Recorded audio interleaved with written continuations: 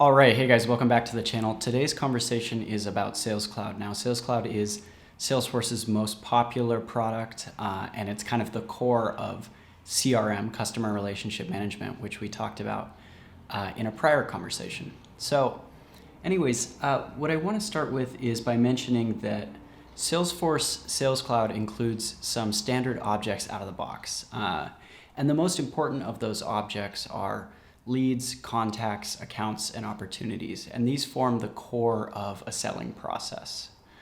And one thing that's really quite important about these objects is they're relatively industry agnostic, which means that regardless of if you sell heavy machinery or if you sell sunglasses, you can use these same objects to track your deals with pretty minimal amount of customization required. So that makes it pretty powerful right out of the box. On top of that, there are some other features that are pretty important, and I'll touch on just two. One is the ability to forecast, so to be able to assign a probability to deals which have not closed yet, and then look at that forecast to try to understand what your numbers might be like in the future, how much revenue will be coming in following quarters based on the close date of opportunities and the probability that they close. And another important feature that I want to highlight of Sales Cloud is the web to lead functionality. Now, I have another video about how to create a web to lead form, but essentially what this does is it allows you to embed a form in your website. People can go and fill out their information and they will automatically be created as a lead record in your system. So let's actually look at Sales Cloud from a hypothetical scenario. Now, let's say I run a sunglass business and it started as a direct to customer business. So I was just selling sunglasses online. Now, as the business grew, I started to sell directly into stores, large stores, let's say chain stores, for example, that sell sunglasses. They wanted to carry my brand. So I was selling sunglasses in quantities of 500 or 1,000 or even more to many stores throughout the country. And all of this required a lot longer, more involved sales process, more negotiations, more meetings, more people involved, more decision makers.